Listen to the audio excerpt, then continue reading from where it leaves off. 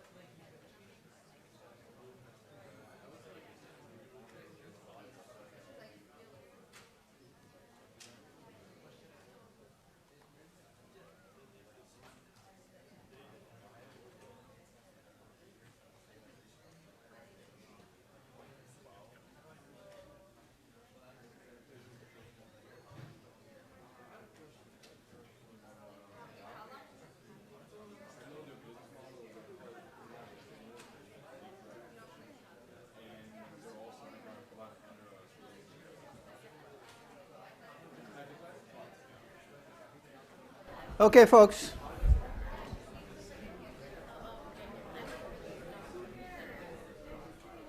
So reminders, if you need them, that your project is due a week from today.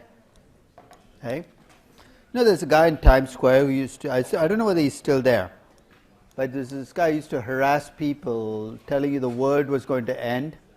He'd come up to you and he'd say, the world is going to end, repent, repent, repent. No.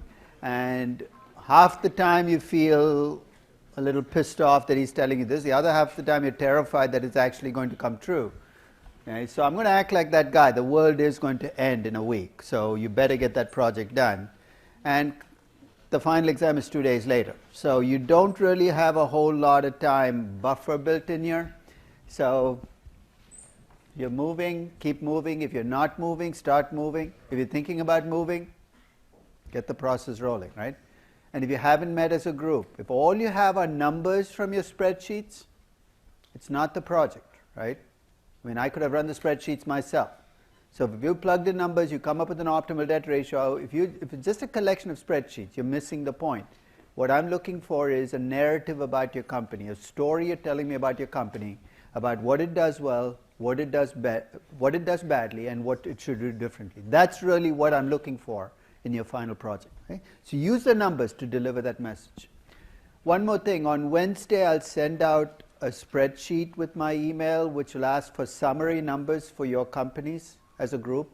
So don't get freaked out, because on Wednesday you're not going to have those numbers ready, but sometime during the weekend, hopefully Saturday, maybe Sunday morning, you're going to get the numbers for your company. What numbers? Things like your Jensen's alpha, your return on capital, your cost of capital, etc.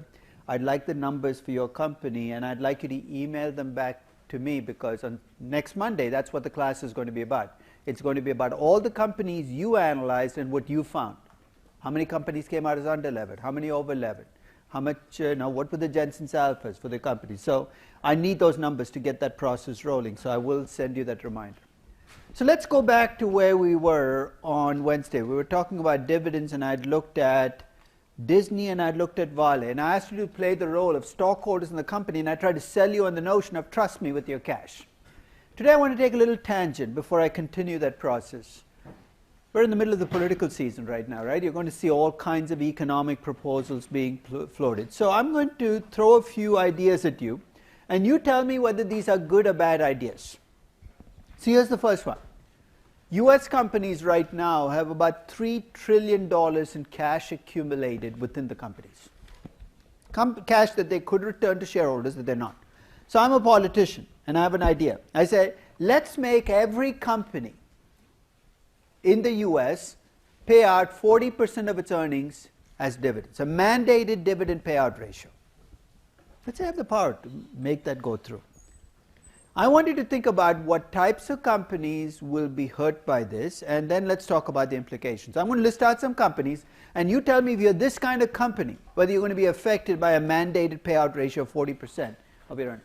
Large companies making big profits. Why not? You have lots of money you're making, you don't need to reinvest your mature company, you don't care, you'll pay 40% of your earnings as dividends. What about small companies losing money? Well, it's 40% of profits. If you're losing money, you don't care. You say, I don't care. And high growth companies losing money, you don't care either. But look, if you think about high growth companies making money, do you see why this mandated payout is going to be almost deadly for these companies? They're making money. But what do their free cash flows to equity look like? They're high growth companies. Their net income is positive. Their free cash flow to equity is negative. They can't afford to pay dividends, and I'm adding a 40% mandated payout ratio. I will kill these companies. That's terrible, right? But you know who's going to lobby strongest for a law like this?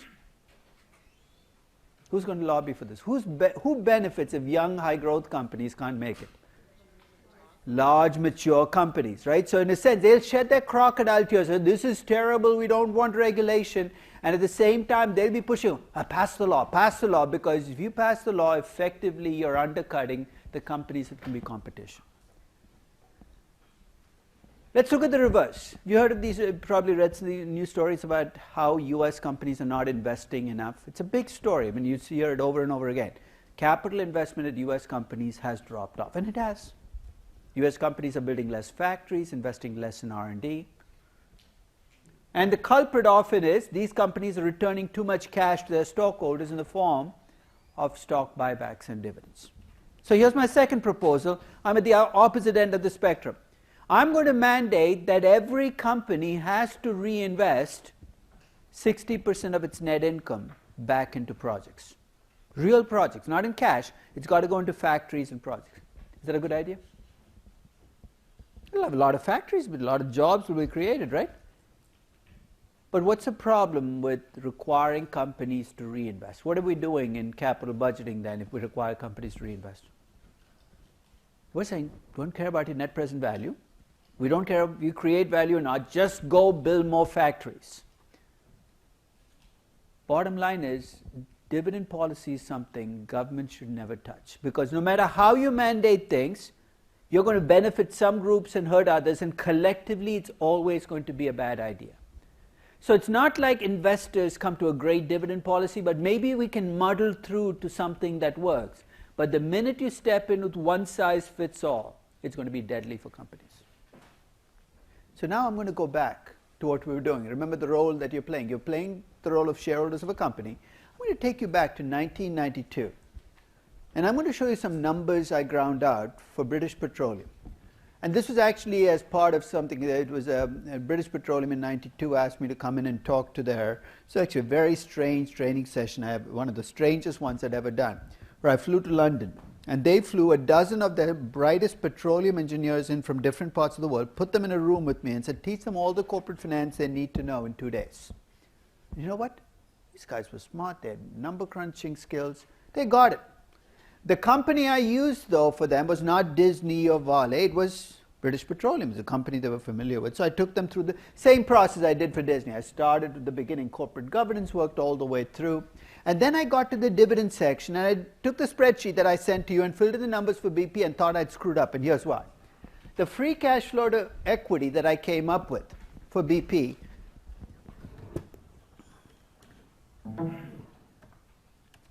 The free cash flow equity that I came up with for BP was $571 million. Let me ask you a question. It's not a trick question. How much dividend can a company with $571 million in free cash flow equity afford to pay out? $571 million, right? I mean, that's what the potential dividend is. That's a lot of money by itself. They actually paid out $1.5 billion in dividends every year for 10 years.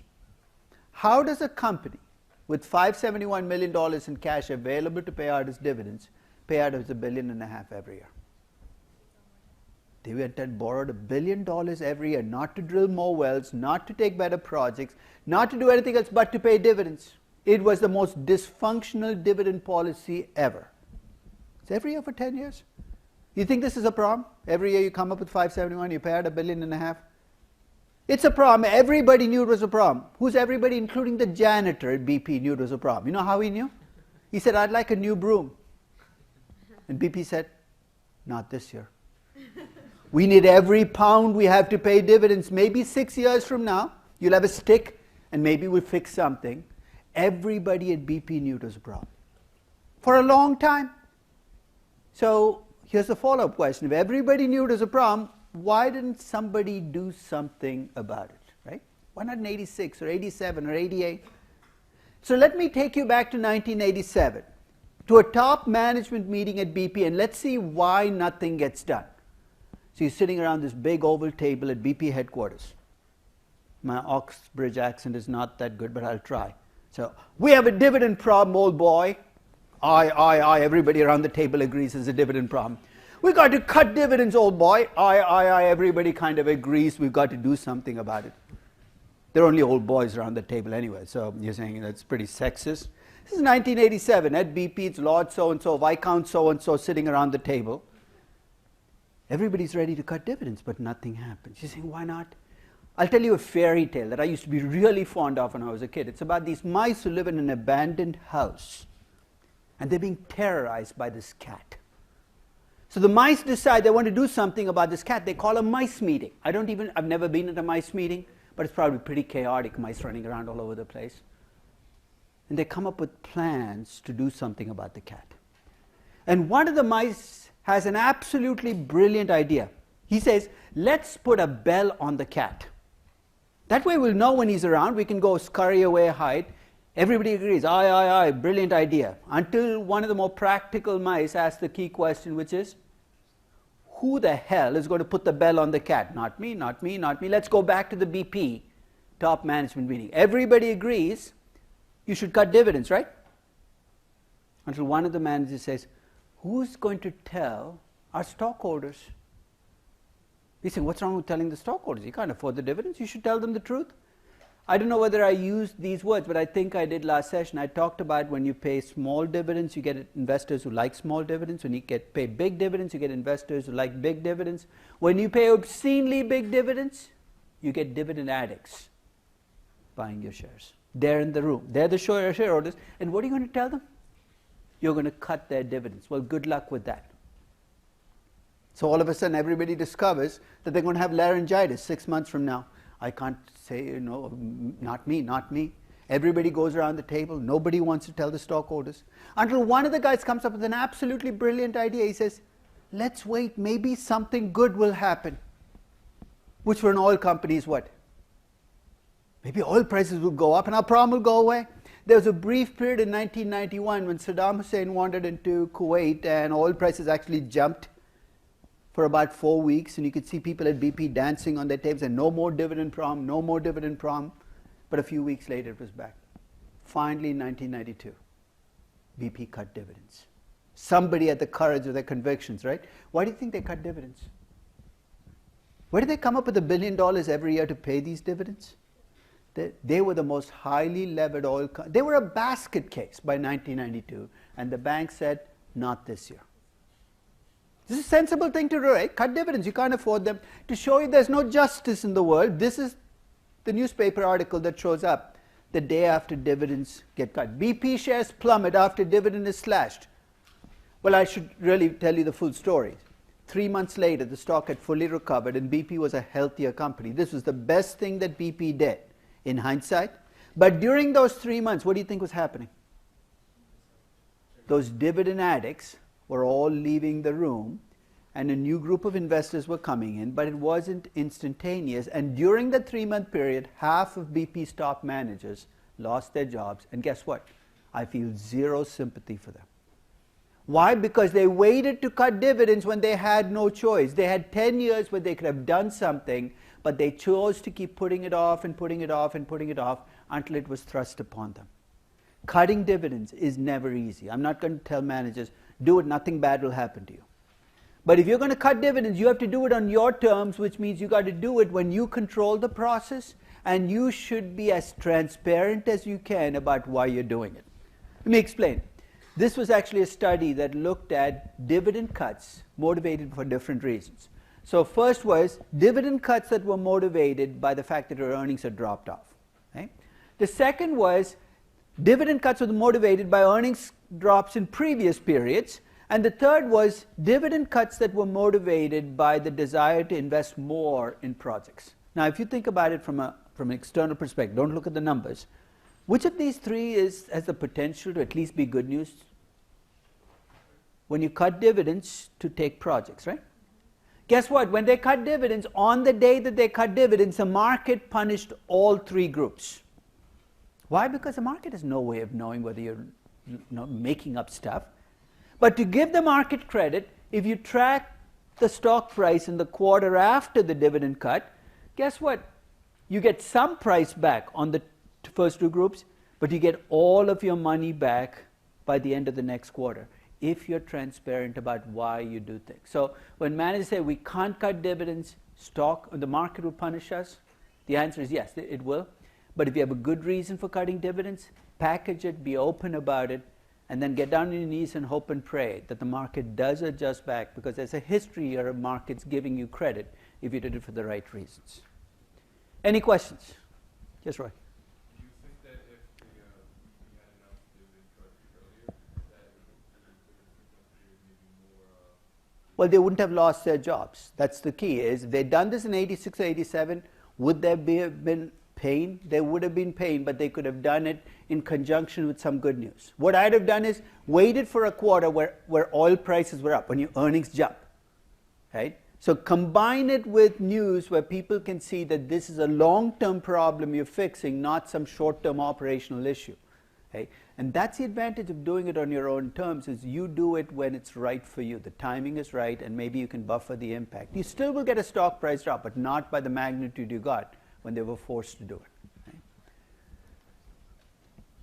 Next example I'm going to use is the limited. It's tough to even remember the time when the Gap and the Limited were high growth retail companies, because now they're dying. But this was the 80s and the early 90s, where the Gap and the Limited were opening new stores almost every week all over the country. So this was a period of high growth for the Limited, and they had free cash flow equity of minus 34.2 million. So again, not a trick question. If you have free cash flow equity of minus 34 million a year for 10 years, how much can you afford to pay in dividends? Answer is nothing, right? They managed to pay out $41 million in dividends on average over this 10-year period. And this was a period when they had great projects. They were earning well above their cost of equity. They're opening stores, and they're paying a dividend they can't afford to pay. And some of you might be working with companies like these.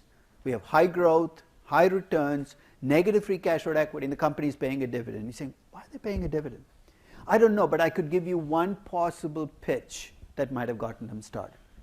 So you're the Limited, you're not paying a dividend, I'm your consultant.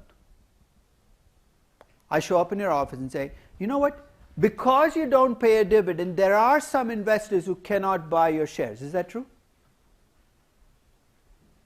It is actually true. There are some pension funds that can invest only in companies that pay a dividend. So it's true, by not paying a dividend, those people can't buy your shares. So I suggest a compromise. I say, I know you guys can't afford a dividend, but why don't you pay a token dividend, a small dividend? You see the attraction of this? You pay a small dividend. You now can get on the list of all those pension funds that otherwise can't buy your shares. It's demand and supply, right? More people can buy your shares, so your price can go up. Admit it, you're tempted. What's the problem with that pitch, though? It's an extremely dangerous pitch. Tell me why.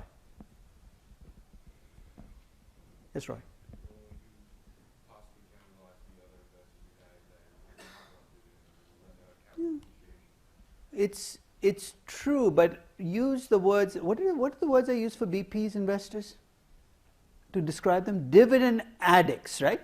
Try this on an addict. Go to him and say, "Would you like a little cocaine? Just a little bit, a token hit." It never works, right? You give them a token hit, next thing you know, boom, it's gone. Same thing applies here. You invite these people who like dividends, you give them a token dividend. What do they want next? They want more dividends. The Limited started off paying $1 million in dividends in their first year. 5 years later, they were paying $101 million in dividends. If you can't afford to pay dividends, don't invite these guys into the room, because they're not bad investors. They just like dividends. So when you're a company, you have to think about what investor base you're attracting, because that investor base has to be right for you. If you can't afford to pay dividends, you don't want to attract investors who like dividends. Final example, Tata Motors. Remember them? They're part of the Tata family group, right? Let me hit you with the high numbers, or the key numbers. During this period, which was a 5-year period, Tata Motors could have paid about 48 billion rupees in dividends. That's a free cash flow to equity, the target debt ratio. They actually paid out 75 billion rupees in dividends. They paid far more in dividends than they were available in free cash flow to equity. But before you get too caught up in thinking about why, remember what happened when we looked at Tata Motors' capital structure? They borrowed more than they could. But how were they able to do that? Because the banks, when they lent money to Tata Motors, lent it based on the Tata family group, the other companies. The same problem applies here. If any of you are working with family group companies, do not be surprised to see strange-looking capital structures and strange-looking dividend policies. It might have nothing to do with this company, but it might have everything to do with what's good for the group. And that's part of the problem here, because as an investor in Tata Motors, you're saying this doesn't make sense, and it doesn't. But if you think about the Tata family, it might make complete sense from the perspective of all the companies they control. So I took all 5 of my companies, I put them on my matrix. Remember the matrix I talked about last session? On one axis, I look at whether you pay out more than your free cash flow to equity or less than your free cash flow to equity. 4 of my companies actually paid out more than they could. Their dividends exceeded their free cash flow to equity. And by dividends, I include dividends and buybacks. Only one actually held back cash, which was Baidu.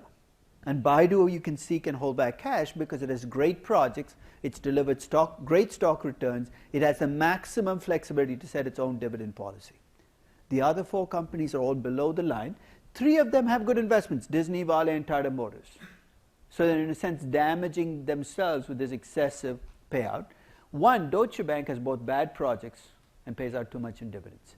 That problem is a much deeper problem, because not only do you have to fix the dividend problem, but you have to go back and say, why are your returns so bad? Why aren't you earning a return on equity that exceeds your cost of equity? So when you're done with your dividends and free cash flow to equity, think about this matrix, because it's going to give you at least some sense of why your companies might differ on dividend policy. So that's the second to last part of the project, is you're going to bring your free cash flow to equity and dividends into the process. You're going to look at the quality of their investments, and the question you're going to ask is, do I trust the management of this company with the cash? And please don't email me and ask me, can I trust the management? You know more about your company than I do at this point, or you should. Okay? So this is a judgment you have to make, and you have the numbers in front of you to make the judgment. That's why the numbers are there. Is for you to make judgment calls about, do you trust the managers of this company with your cash? Any questions about any part of dividends? Yes? Yeah, a family group, would it be more wise to treat each company as independent and not vary the capital structure? Well, that's part of the problem. You cannot, right? They're not independent because they're all being driven by the sense that they're all part of a group. So you'd like to treat them as independent. You're an investor in an independent company, but they're not behaving like independent companies. Okay. There might be a benefit, but what you lose, the family group might lose out. So in a sense, there's a benefit to you as an investor, but it might not be a benefit to the Tata family. And if it becomes a choice between what's good for you and what's good for them, they're going to win out every single time. Okay. Now, when we talked about capital structure, we talked about how most companies decide how much to borrow, right? They looked at everybody else in the sector and they tried to stay as close as they could to industry averages. So I said, maybe that's what's driving dividend policy as well. So I took each of my 5 companies and I looked at the dividend yield and the dividend payout ratio, again for the most recent year and the average over the previous 5 years, and compared it to what the average was for the sector. So let me take an example. Disney's dividend yield was 1.09%, its payout ratio was about 22%. The industry average was 0.96% for the dividend yield, so very close to 1.09, and 22.5% for the payout ratio. If I didn't know better, I would say the way Disney is setting its dividend policy, it takes the entertainment sector, takes the average, and tries to stay as close as it can to the average. Vale's dividend yield is 6.56%, the payout ratio is 113. You're saying that's dysfunctional? But look at the sector. It's a dysfunctional company in a dysfunctional sector. And Vale's defenses were not as bad as those guys. Look at, they're worse. Their payout ratio is 316%. You look at Tata Motors, 1.31% dividend yield, 16% payout ratio. That is lower than the sector, than the automobile sector. We're looking at global automobile companies. Baidu, no dividends across the board. But before you get too caught up in that, most companies in the sector either pay really tiny dividends or don't pay dividends. And lastly, when I looked at Deutsche, dysfunctional company, but again in a sector where everybody pays hefty dividends. A lot of what you see in dividend policy, as I said, is Me Tooism and inertia. Companies trying to look like everybody else. So that's the key to thinking about companies, is to think about the sector. And if you want to break down individual companies, you're going to see very quickly how much difference there exists within a sector on individual companies. For instance, Disney looks a lot like the sector, right? When I look at the average dividend yield. So I took all the entertainment companies. And if you look across all the entertainment companies, look at the number of companies in the sector that pay no dividends. Lots of small, risky companies that pay no dividends. The median dividend yield for an entertainment company is actually 0. But I would not recommend that Disney pay no dividends because the median entertainment company is so different in terms of risk and growth than Disney is. So when you look at comparing to the sector, again, you can look at the sector averages, but don't get too carried away because within that sector there can be big differences across companies. So the final piece in the capital structure section when I did this was I ran a regression for the entire market. Remember that I took the debt ratio for every company in the US market, ran regressions against all those variables that drive debt. That's how I ended this section. I took the dividend payout ratio and dividend yield for US companies and regressed them against the risk of the companies, my hypothesis being risky companies should pay a lower dividends than safe companies, against the earnings growth rate. High growth companies should pay lower dividends than low growth companies. And finally, against how much debt ratio had. The rationale being companies that have a lot more debt can afford to pay out more in dividends because the cash that comes in from debt can be used to service dividends. All my coefficients are in the right direction. All those T statistics are significant, but just to add a qualifier, the R squareds are not great. The R squared is 20% for the payout ratio regression and about 25% for the dividend yield regression. That's not my fault. That's the way. Lots of differences in dividends across companies that cannot be explained by fundamentals. And here's what I can do. Once I have this regression, I can plug in the numbers for any company into this regression. Now I'm going to do this just for Disney so we can see whether Disney's existing payout ratio and yield fit into what the rest of the market is doing. And when I plug in the numbers for Disney, here's what I get. Based on how everybody else in the sector is paying out dividends, Disney's dividend yield should be 1.4%, its payout ratio should be 27%. So all I did was took the regression from the previous page, plugged in Disney's numbers. Their actual dividend yield is slightly lower, 1.09%. Their actual payout ratio is slightly lower. Okay? So if you're going to go this road of looking at other companies, might as well expand the sample, use some basic statistics, control for differences, and do the best you can. I'd much rather that you looked at your company to make this judgment, but if you're going to make your judgment looking at other companies, at least make it an expensive analysis. Any questions on dividend policy? Okay. So we're in the final piece of the puzzle. As many of you know, there are 2 classes I teach. I teach this class and I teach the valuation class. And I've generally not done this for the undergraduates, but I've done it at the MBA level. They get me in the spring of the first year and the spring and the fall of the next year. This is the first spring I haven't taught valuation in 20-something years. because I'm teaching 2 corporate finance sections. And I'm often asked, because when people go through the classes, what's the difference between your 2 classes? And here's the way I describe my 2 classes. Corporate finance, I look at companies from the inside out.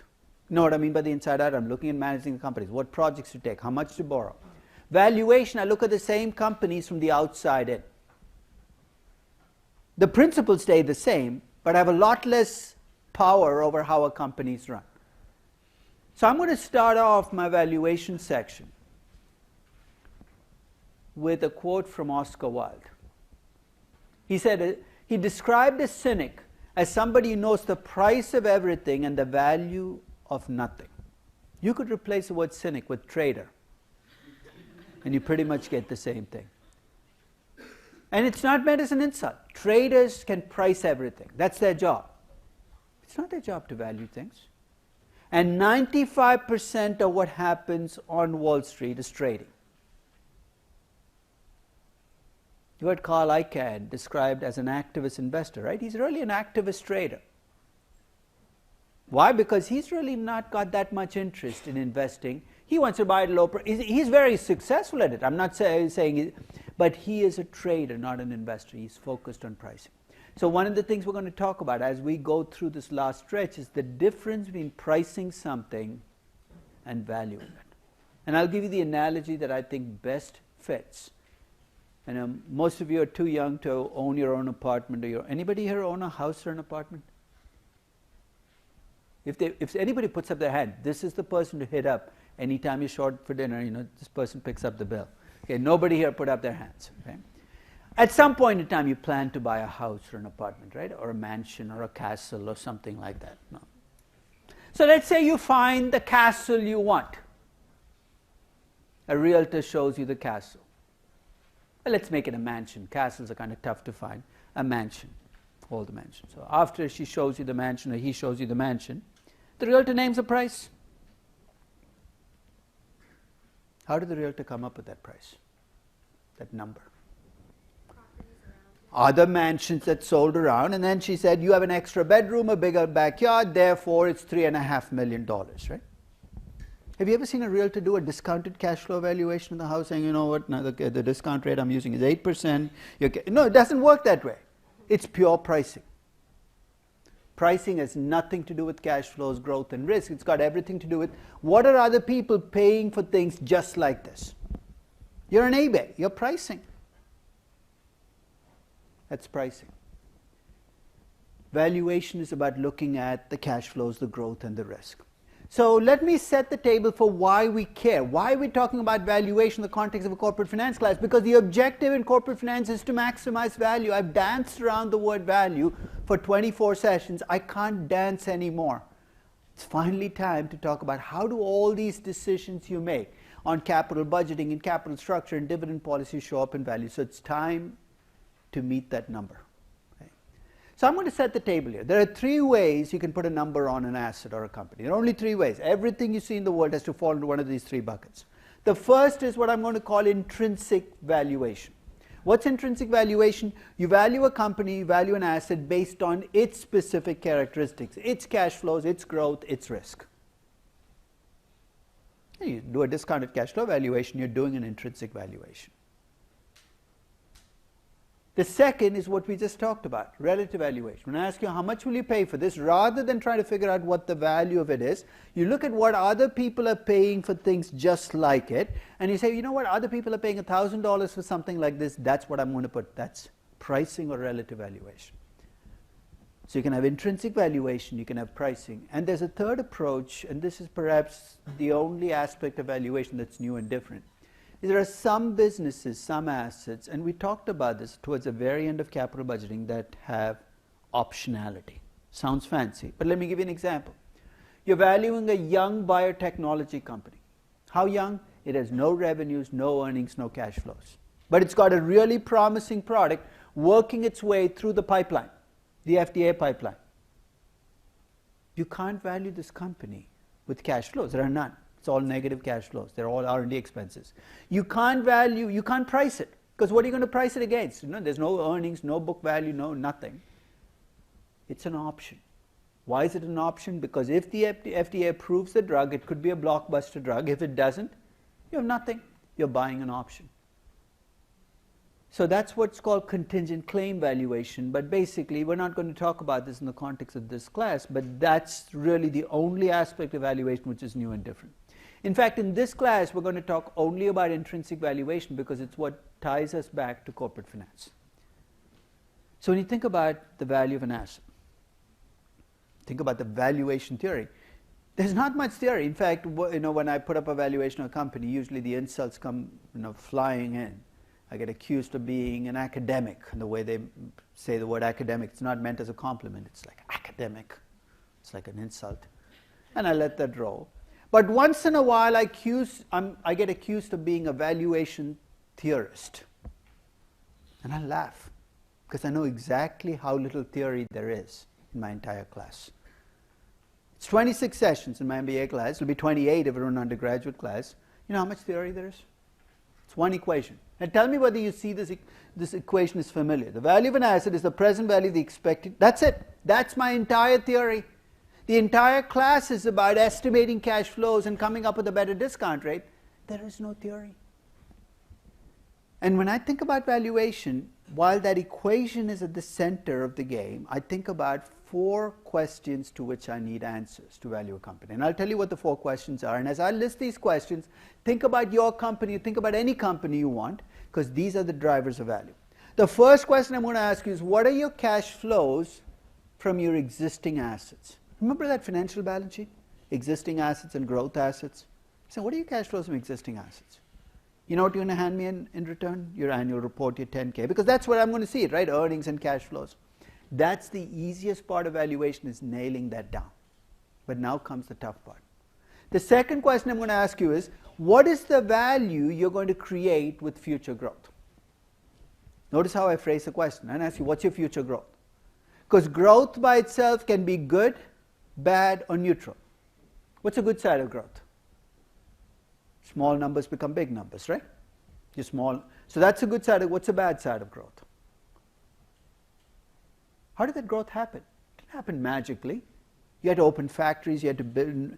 So the bad side of growth is, while your earnings are growing fast, you also have to put more money back into the business for your earnings to grow. So which effect is going to dominate? Why do you think we did the net present value of a project and the return on capital? This is it, right? That's exactly what it's going to drive. If you're a company that can grow and earn a 15% return on capital and your cost of capital is 10%, you are going to add value as you grow. If you're a company that grows and earns a return on capital of 10% and a cost of capital of 10%, you can grow as much as you want, but you're basically running in place. And if you're a company that grows and earns a 6% return on capital and your cost of capital is 10%, you can grow, but you'll actually destroy value as you grow. There's a connection to that return section. That's why I asked you, do you think this company can keep doing what it does? Because that's going to tell me when I get to the valuation stage, or more importantly, it'll tell you, is this the kind of company that's going to create value, do nothing for value, or destroy value? So what are your cash flows from existing assets? What's the value created, destroyed, or destroyed by growth? Third question I'm going to ask you is, how risky are these cash flows? Hey, we spent the entire class dancing with this question, right? And when we talk about risk, we might talk about betas and default spreads and ratings and all the rest. But ultimately, I'm asking, how risky are these cash flows? And even if you don't buy into betas and the CAPM and default spreads, here's the fundamental proposition that everybody should buy into.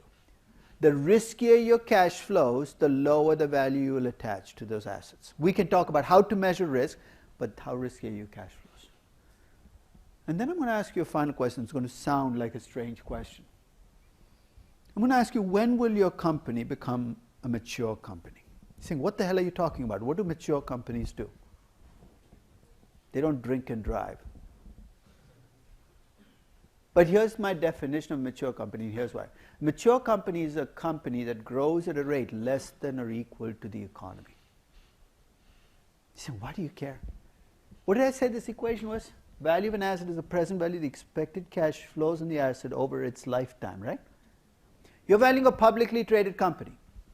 What's the lifetime of a publicly traded company? You look at a corporate charter. It tells you when the company was founded, right?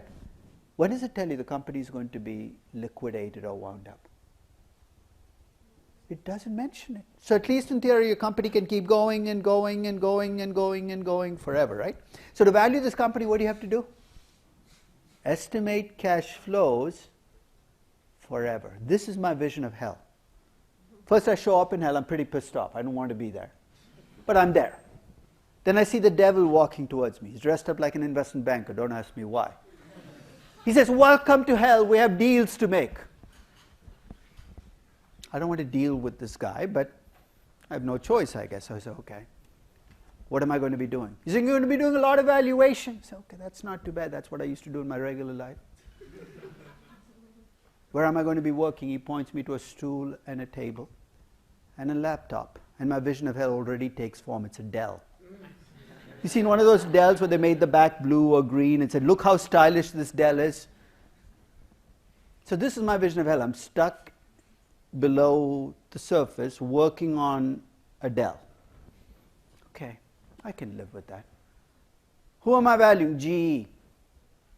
That's my other vision of hell taking form. If you gave me a company that's a nightmare company to value, it would be GE.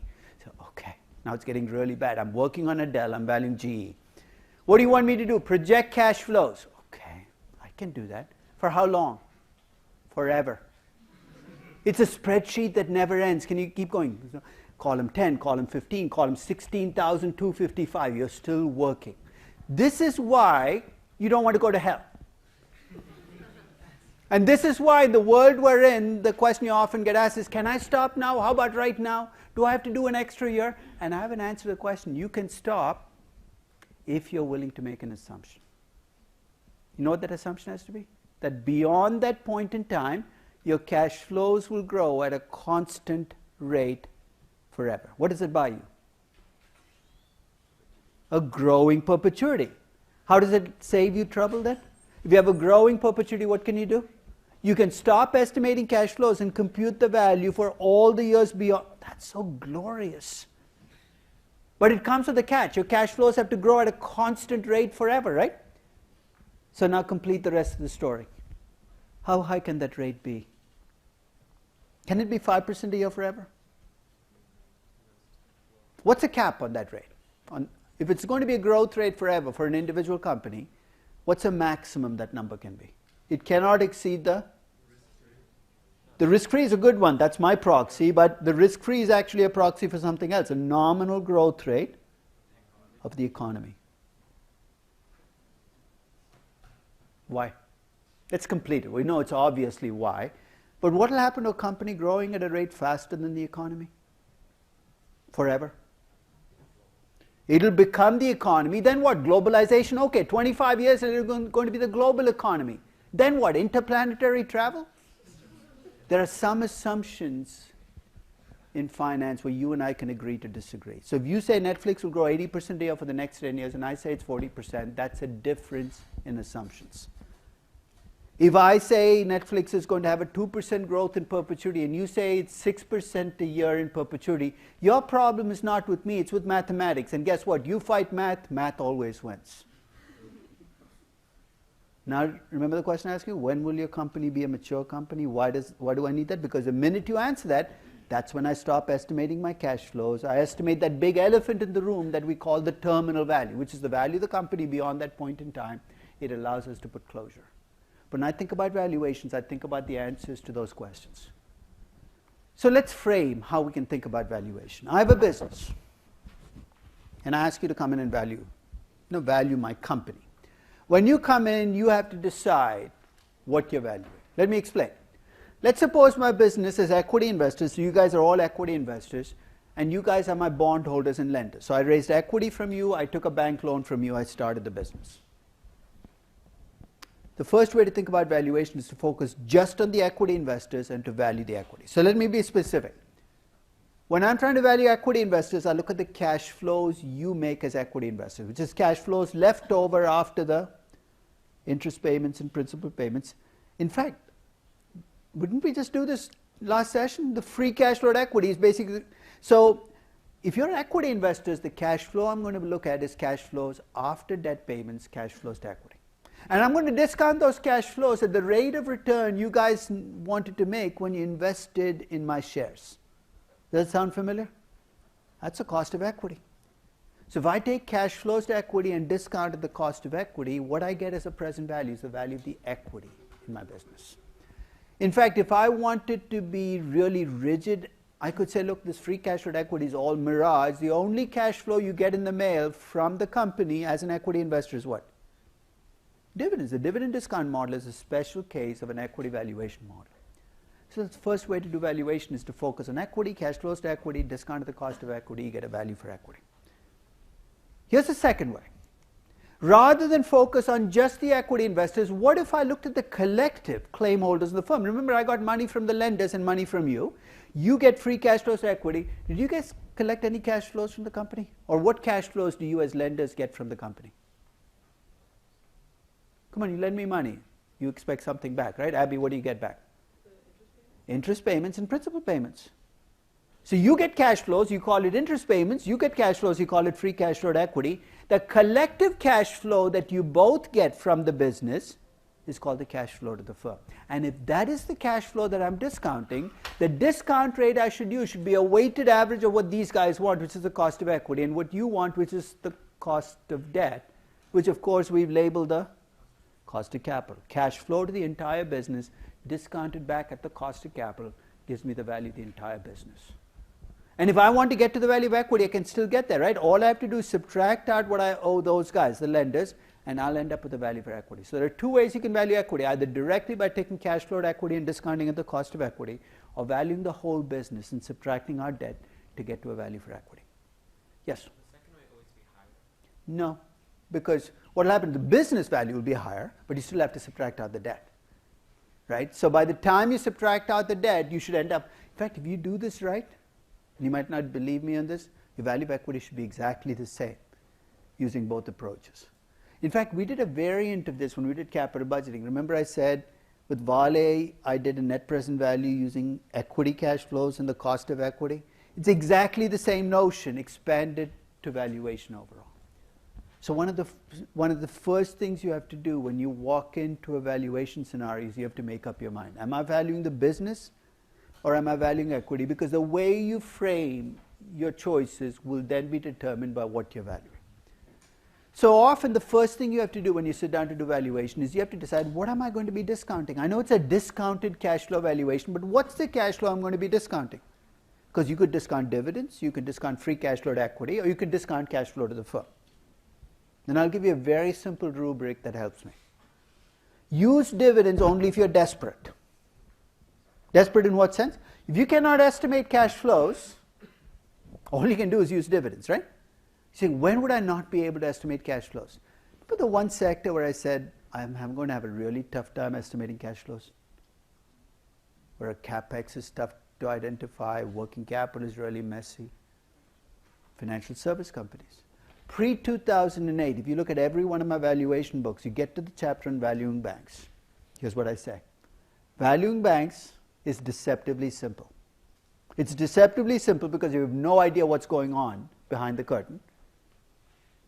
So what I'm going to do, and this is the pre-2008 me, I would say, for these companies, I'm going to take dividends paid by these companies, and because I can't estimate cash flows, I'm going to discount those dividends and say the value of JP Morgan is X, because that's the present value of dividends. But implicit in doing that were two assumptions. The first was the assumption that banks were run by sensible people. And the second was the assumption that they paid out what they could afford to in dividends. And pre-2008, I was willing to enter into that bargain. But post-2008, there is zero chance I'm doing that because I no longer believe that banks are run by sensible people, and I no longer believe that they pay out what they can afford to pay out in dividends. So I'll talk about how that transition will play out when I value a bank, but dividends get used only if you get truly desperate. So the real choice is free cash flow to equity or free cash flow to the firm. And here's the way I make that choice. You remember that shortcut I showed you for the free cash flow to equity? Net income minus net capex times 1 minus the debt ratio minus change in working capital. And I said you can use that if the debt ratio is stable. If you have a company where you feel that the debt ratio they're using now is the debt ratio they plan to use forever, let's say it's 30%, they've used 30% for the last 20 years, then you can use free cash flow equity and get away with it. But most of the time when you look at a company, here's what you're going to see.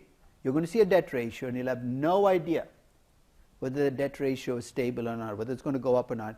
Those scenarios do the free cash flow to the firm. Free cash flow to the firm is always a safer choice because you can change your mind about the debt ratio later. It's much more difficult to do that with free cash flow equity. So dividends versus free cash flow equity, you go the dividends route only if you're desperate. Free cash flow equity or free cash flow to the firm is based on what you think about, will this company's debt ratio be stable? So here are the inputs that drive valuation. You can see very quickly why your choice has to be made up front. So you guys are going to value equity, you guys are going to value the firm.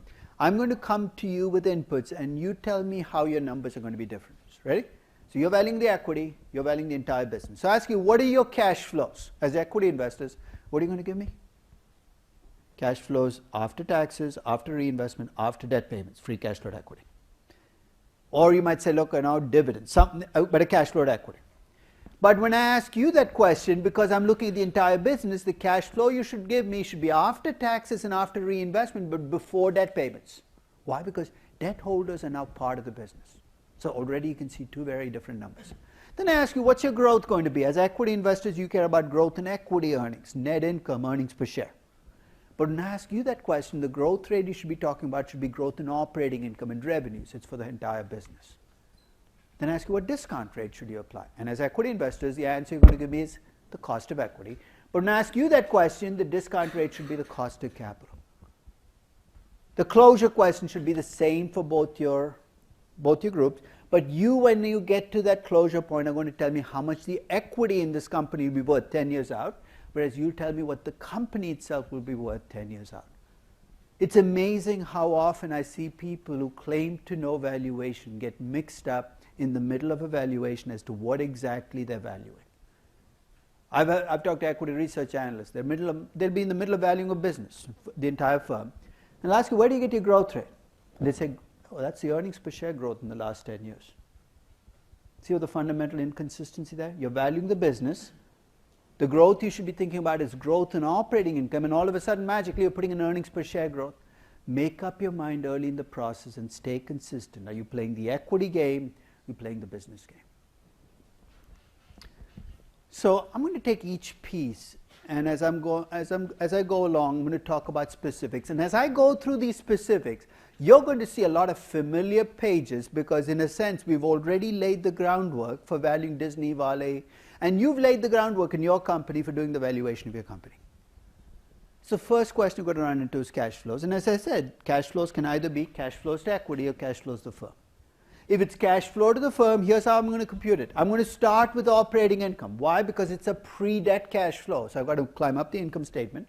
I'm going to act like I pay taxes on that operating income. Even though I don't, I'm going to subtract out my reinvestment needs, captured as CapEx and working capital, and I'm going to come up with free cash flow to the firm. If that looks familiar, and it should, that's how we computed cash flows for Netflix and the Disney theme park, where we're doing cash flows to the firm. If you're talking about cash flow to equity, you could get really lazy and just do dividends. You could get slightly lazy and add buybacks to dividends because increasingly US companies are doing it. Or you could do it right and estimate potential dividends, which is free cash flow to equity. Already you see 4 different definitions of cash flows, but you don't get to pick and choose. You have to make your choice up front. So let's try this for Deutsche Bank first. Deutsche pre-2008, I followed the route of, hey, it's a bank, I can't estimate cash flow, so I'm going to use dividends. So I'm going to show you a valuation of Deutsche from early 2008 based on a dividend discount model. And implicit there is the belief that banks are run by sensible people, they're paying out what they can afford to. Then I'm going to show you a valuation in November of 2013 after my days of innocence were in the past, where I said, I don't trust banks. I'm not going to take the dividends as a given. I'm going to estimate the free cash flow to equity. But that did open a problem for me because CapEx was still difficult, working capital was still difficult. If you remember, the way I estimated free cash flow to equity for a bank was I treated reinvestment in regulatory capital as if it were CapEx. And you can already see the distinction, the difference I'm getting in what the bank tells me they can afford to pay, which is the dividend, and what they can actually afford to pay. In 2014, Deutsche actually paid a dividend. But if we look at the free cash flow to equity, it's a big negative number. So when I value equity, I'm going to trust the free cash flow to equity, saying that's the truth, the dividend is the lie. But you can see the shift in perspective on banks showing up in my valuation. So dividend to free cash flow to equity. For Tata Motors, here's what I did. I went back 5 years. I started with the net income, and I tried to compute how much of that net income was available as free cash flow to equity each year by looking at capex, depreciation, change in working capital, and how much debt they brought in or repaid. Right? The key number to focus on is the second to last column. That's how much Tata Motors put back into the company each year. So in the first year, they had a minus 25 billion rupee net income, but they reinvested 62 billion rupees, which is not a problem. They're a cyclical company, I understand that. But across the 5 years, they reinvested almost 88% of their net income back into the business. Is it good or bad? It depends. Depends on what? How good their investments are. I haven't given you the other half of the equation, so when you see that other half, you can pass complete judgment, but they were reinvesting a lot. But here I'm focusing on cash flows to equity, how much of the equity investors reinvested. For Disney, I'm actually going to value the entire business. So there, rather than start with net income, I'm going to start with operating income. The operating income for Disney was 10,032 million. Adjusted for leases. What the heck does that mean, adjusted for leases? What exactly did I do to leases that's causing this adjustment? I capitalize the lease, right, which creates a problem for me. It creates debt, but it also means that I can no longer trust the operating income to be right, because that operating income is computed after subtracting out lease expense. So adjusted for leases means I'm adding back the lease expense, saying I should not have subtracted it out, but then I have to subtract out the depreciation I will get on that leased asset to complete the story. So my operating income reflects my perspective that leases are really debt. Incidentally, starting in 2019, both GAAP and IFRS will require that for all companies. So what I'm doing manually now will get done by all companies as part of their financials. And then I looked at the effective tax rate. And therein lies a puzzle, because when we talked about cost of debt, and I talked about the after-tax cost of debt, do you remember what tax rate I kind of was emphatic you should use to come up with the cost of debt? And the marginal tax rate, right? And what was my rationale for why the marginal tax rate? It's not fair because I was the one who gave you the rationale, but let's see if you remember my rationale. Why are you supposed to use the marginal tax rate when you do the after-tax cost of debt? It's like 38, 40%. Yeah. Because interest saves you taxes at the margin. It's the last dollar of income that you protect from taxes because you have interest expenses, right? So if you have $100 in income and $10 in interest expenses, your taxable income goes from 100 to 90. It's between the 90 and the 100 you save on taxes. So when we do cost of debt, it's absolute. You always use the marginal tax rate. But when you do cash flows, the entire business, the rules get a little fuzzier. And here's why. Now I'm no longer talking about the last dollar. I'm talking about all of Disney's income, which is 10,032 million. In 2013, they paid an effective tax rate of 31% across all their income. Now do you see why here I can stay with the effective tax rate? Because as long as they defer taxes, collectively they're not going to pay 40% of their income. They're going to pay a lower number. I'll have to still come back and ask a question, will that tax rate change over time? Because clearly you can't defer taxes forever, but I'm going to start the process off with a 31% effective tax rate. Their capex, which includes acquisitions, was 5.23 billion. Their depreciation was about 2.2 billion, and the working capital increased by 103 million. So let's work through the numbers. 10,032 million net of taxes is 6.92 billion. I subtract out the net capex, which is the difference between capex and depreciation, and the change in working capital. My free cash flow to the firm is 3.2 billion. What does that even mean? When I say the free cash flow to Disney is 3.2 billion, what are all the uses to which that free cash flow is going to be put? First thing that I have to do with that free cash flow is do what? Remember, it's pre-debt, right? So I've got to make interest payments and principal payments. That's the first claim. what else is going to come out of that free cash flow? Sorry? Dividends are going to come out, stock buybacks are going to come out. And if after all of that there's something left over, where is it going to go? It's going to go into the cash balance. Right? This is all after CapEx. It can't be going into projects. It can't be going into theme parks. I've already subtracted out CapEx and working capital. So free cash flow to the firm is what I use to service all my different claim holders. And that free cash flow is 3.188 billion. And at least in 2013, if I look at how much Disney reinvested, which is 3.7 billion, as a percentage of their after-tax operating income, Disney reinvested 54% of their after-tax operating income back into the business. And again, I don't know whether that's good or bad until I look at how good those investments are. So that goes in the Shanghai theme park, it goes into acquisitions, it goes into Marvel, it goes into new movies, whatever it is, that's where it is, the 54%. So that's the cash flow part, and you can see very quickly that we've taken what we did in capital budgeting and kind of expanded it to the whole company. Any questions on cash flows? Okay. Let's talk about discount rates. One of the points I kind of kept emphasizing through capital budgeting was to be consistent. Remember that? I said if your cash flows are in dollars, make sure your discount rate is in dollars. If your cash flows in rupees, make sure your discount rate is in rupees. Now I've added another consistency issue. If your cash flows are after debt payments, make sure your discount rate is a cost of equity. But if they're before debt payments, your discount rate has to be a cost of capital.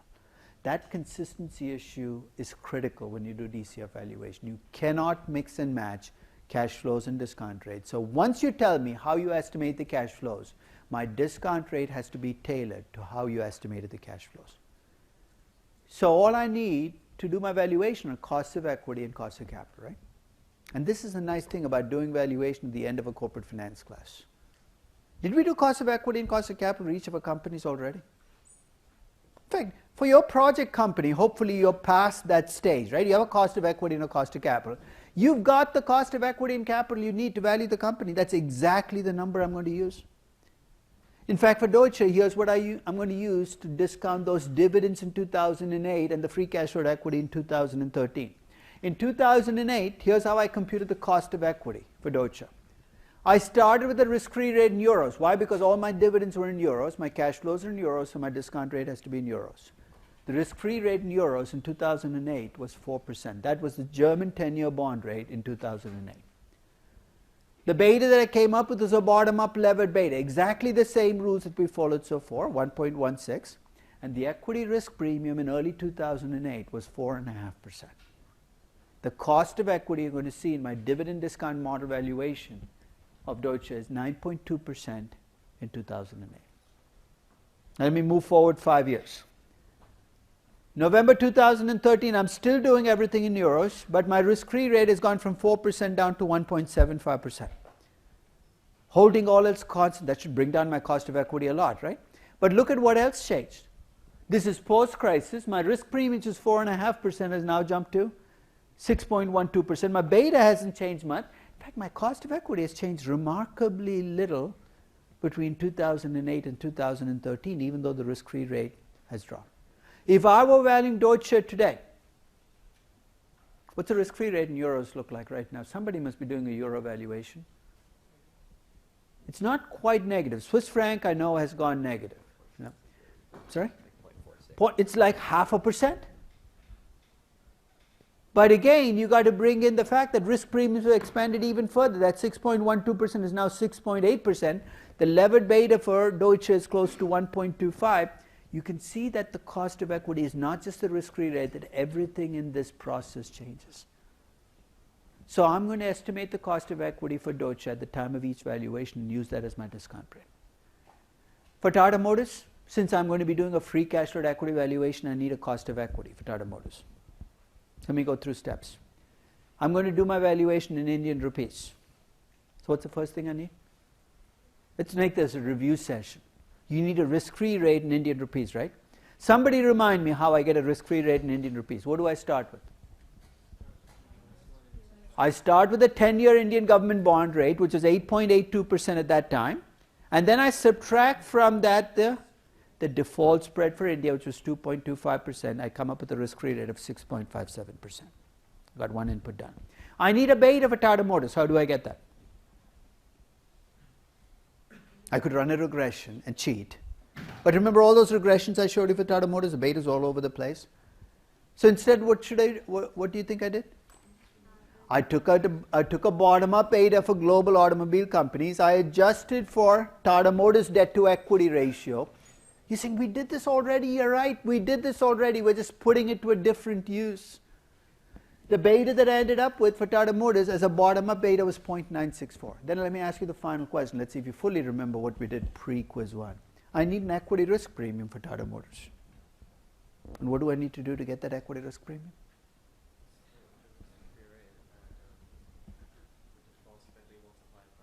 That's true, but before I get there, Griffin, what do I need to do? You have to figure out geographically what Tata Motors is an Indian company, but remember its biggest market, very close, was China, right? So in a sense, I need that weighted average. So the cost of equity is exactly the same cost of equity each of you is computing for your companies. That then becomes the cost of equity. So the 13.5% Indian rupee cost of equity for Tata Motors reflects all the lessons from corporate finance. You don't change those rules just because you're doing valuation. And I need a cost of capital for Disney. So I'm going to ask for your help again. I'm going to do it in US dollars, so I need a risk-free rate in US dollars. The T-bond rate in November of 2013 was 2.75%, so that's my risk-free rate. So what do I need to get a beta for Disney? Or how did I get this 1.0013? That seems magically precise, fourth decimal point. What did I do? I broke Disney down into 5 businesses, right? Theme parks, broadcasting. I got the betas for each business. I took a weighted average. Hey, it's coming back into use again. That 1.0013 is the bottom-up beta for Disney, levered to reflect its debt-to-equity ratio. And the equity risk premium of 5.76% reflects the fact that Disney gets 82% of its revenues in the US and 18% outside. My cost of equity is the sum total of all of those, 8.52%. For the cost of debt, do you remember what I did for Disney? What are the 2 ways you can get a cost of debt? You should be doing this in your project right now. You can check to see if you have a rating and find if you have bonds and rating. Or you can, if you can't find that, you do a synthetic rating. I did both for Disney. I got a single A rating from S&P for Disney. That was an actual rating. I got a synthetic rating of AA, and then I said, you know what, much as I'm tempted by hubris to go with my synthetic rating, I'm going to go with the actual rating because those guys did their homework a little deeper than I did. That actual rating of single A transferred into a default spread of 1%, added to the 2.75%. That's my pre-tax cost of debt. And here I use the marginal tax rate of 36.1% for Disney to come up with an after-tax cost of debt of 2.4%. So I got my cost of equity, I've got my cost of debt. What's the last step? I need weights. And what do those weights reflect? Market values. Market value of equity, market value of debt. Market value of equity, of course, is easy. It's a publicly traded company. Market value of debt, I had to take the interest-bearing debt and play those little games. But what else did I have to bring in? The lease debt. So basically, this is the total debt for Disney, including the leases. Now you see why I had to use the lease-adjusted operating income, because once I decided to go down this road, I had to keep going. My cost of capital for Disney, at least in 2013, was 7.81%. So I'm going to use this in valuing Disney, right? But here I'm going to add a layer of complication or reality that you don't deal with in capital budgeting, but you have to deal with in valuation. Tell me again what you're doing in a spreadsheet when you value a company. You take your existing company, you put in growth rate assumptions, you come up with numbers for the next 5, 6, 7, 8, 9, 10 years. So let's say you have a high growth company. What's going to happen to that growth over time? If you're being realistic, the growth should start to slow down. Your company will go from being a high growth company, potentially making very little money, to a lower growth company, presumably making more money. And that's all happening on your spreadsheet, right? Early on though, when you're a high growth company which is losing money or making very little money, you have a high cost of capital. Why? Because you're a risky company, you can't afford to borrow money, right? So I understand. But on your spreadsheet, as you go from year 1 to year 2 to year 3 to year 4 to year 5 to year 6, do you see what should be happening to your cost of capital as well to be internally consistent? If you're telling me your company is going to become a lower growth, more mature company over time, your cost of capital should also start to reflect that. In the case of Disney, that adjustment was relatively small. It's already a large, mature company, so I didn't have to do too many changes. But here's what I changed. The beta I hardly changed, 1.00. You're already at an average beta. But if Disney's beta had been 1.8, you see how much more work I'd have had to do, because I'd have had to bring the beta down towards 1. Maybe not to 1, but towards 1 as the company became a mature company. Disney's rating is already single A. There is nothing I needed to do. But if its rating had been triple C and I was making it a mature, profitable company, that triple C could have become a triple B. So in the case of Disney, neither the cost of equity nor the cost of debt changed much. But the debt ratio I used for Disney was their existing debt ratio. The reason I bring that up is when I did the optimal debt ratio for Disney, do you remember what I got as my optimal debt ratio? I got 40%. How come I didn't use that in my cost of capital when I valued the company? I mean, I see analysts do this all the time. Use a target debt ratio to value a company. They'll plug in a number, 30%, 25%, 40%. Most dangerous thing you can do on the face of the earth. You know why? Because you don't run the damn company. I might think the debt ratio is 40%, but Bob Iger runs the company. He doesn't like to borrow money. I do think he will borrow more money, but he might not push to the 40%. And that's the constant reminder you have to keep giving yourself is you're not running the company. Don't play God. Don't act like you can change everything you want. That's what I mean when I say in valuation, you're looking at companies from the outside in. Because you don't get to change any of those levers. You're an investor in the company, so my cost of capital changes, but not by a huge amount. It starts at 7.81% and slides down to 7.29%. I know you guys are tired, but I want to end with a page. How many of you last summer worked, or during the course of your lives, have you ever worked on a valuation of a company in an investment bank, consulting firm? Anybody here has worked on a valuation? Gabby. So you're going to be my guinea pig. Don't worry, I'll make you look really good. Okay. When you have to value a company, one of the inputs you need is a growth rate for the future, right? How do you get that growth rate in your valuations? So whatever valuation you were involved in, where did the growth rate come from? And for the assumption, where do you start to get that number? One is so let's pause right there. The first thing you look at is history, right? And that's your first instinct as a human being when I ask you, what will your growth rate for your company be? I have no idea. Let me look at what happened over the last 5 years. First thing you look at is history. What else? You could ask, I'm sorry? You could look at other companies in the sector to see how much they're growing. So you could look at growth in the sector. What else? You have a startup, right? So when I ask you, when I do a valuation, one of the people I might ask is, what do you think the growth will be? And you give me a number. You might have made it up, but I have no idea. Now, totally, and that's actually what we do. We ask managers of companies, what's your growth rate going to be? As if you're going to get an unbiased answer. What's a management going to say? What horrible manager, we're going to ruin the company? No, they're going to say 30% growth, as far as the eye can see. So we look at history, we look at comparatives, we ask managers, and if you're working as the low person on the totem pole in an investment bank or a consulting firm, guess what you do? You ask your managing director, what do you think I should use as a growth rate? And he likes to play God, or she likes to play God. Use 13.5%. You said, that guy's a genius. He seems to know the growth for every company off the top of his head. Right? You plug in the 13.5%. The point I'm making is in most valuations, growth becomes an exogenous input. It magically lands in your spreadsheet, and then it takes on a life of its own. And once you do that, you've lost control of your valuation. And here's why. Use the 13.5% growth rate because the manager told you, managing director told you, history gave you. You plug in the number, you come up with the value for your company, and it's too low. You're saying, what do you mean too low? I'll give you a truth about valuation. If you ever go to work in most valuations, you already have a number you want to come up with. And if you don't get there, you're really disappointed, or somebody's going to be really disappointed in you. So when you get too low a number and you made up the growth rate, what's your quick fix? Just go increase the growth rate. It's a made up number anyway. 13.5, 15.3, who's going to notice? 51.3, the combinations are magical, right? So you keep playing with the growth rate, you arrive at it destroys the entire point of valuation. And so here's the point I'm going to make. I don't have the power to endow your company with high growth. Growth has to be earned.